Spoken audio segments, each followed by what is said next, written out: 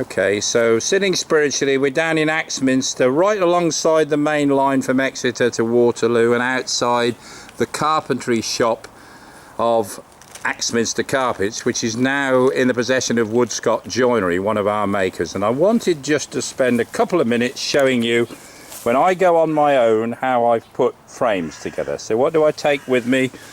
I take a lump hammer and a piece of plywood. I check I've got the two top bolts, which are normally in the top of the frame, take them out. Little spirit level for checking the frame for level.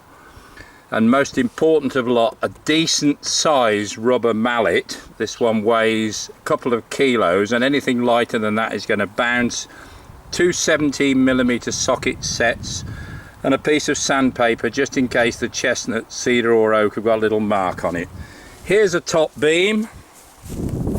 Go along to the top beam and show you there is a notch, which it's important you get that same notch that's on the top of the A-frame there, lining up with the notch on the, there it is there, the notch on the A-frame lining up with the notch on the beam.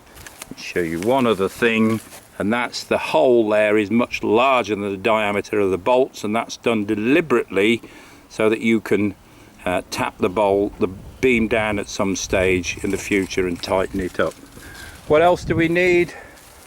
I use a piece of carpet to protect the end of the beam.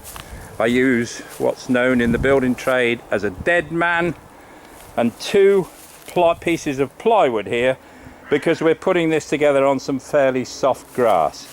So I'm going to step back now and invite Scott, one of our joiners, just to show you how long it takes to put a frame together. So whenever you're ready, Scott. Thank you. So he's taking the beam. So he's obviously got the notched end, this end. Sitting the on plywood, picking the beam up, locating it first on one end. I will now pass him the rubber mallet, making you just check there that the shoulders are nice and square and tight. Okay, just watch.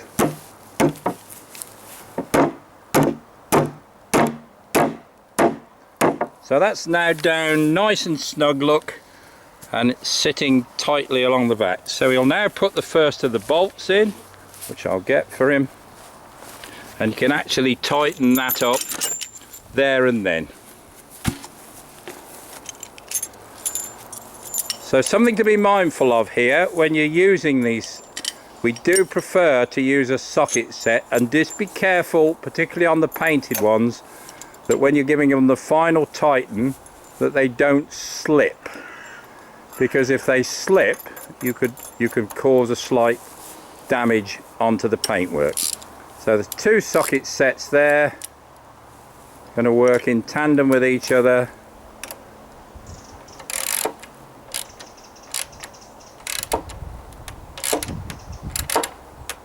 Okay. So now the pieces of plywood that on the far end are obsolete. We're now taking the pieces of plywood this other end, because the next thing to put is the dead man under the beam. There's the dead man. Lifting the beam up, putting the dead man ready to go. So we're now bringing the second A-frame into play, putting it under the top beam, making sure before we put any pressure on it that there's plywood under those legs. As soon as that starts to locate, then the dead man is obsolete. Now it's located. So now the next thing that Scott will do is put the plywood under the legs, but he wants it just to show you here that if we try and drive it down like that, look, then that's an issue. These legs need to come in towards the frame like that. Did you see? Like that. Now he'll put the plywood under each leg. So you're transferring the load now onto the plywood, not trying to knock it down on wet grass. 1, 2, 3. Again, just checking it. Checking everything is going well. Just see that one go home. So you can see that's completely snug now, ready for the second bolt.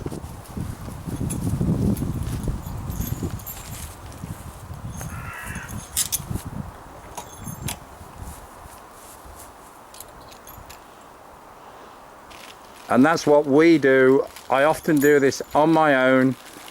One man can put a frame together quite comfortably, but you do need the right tools and some decent couple of pads of plywood to put under the legs. If you're trying to do what he's just done on a damp lawn, it's not going to go. So that's basically, the frame is now assembled. We can just if the customer's concerned about level, I can just show there's a slight crossfall there, but not enough to cause any concern.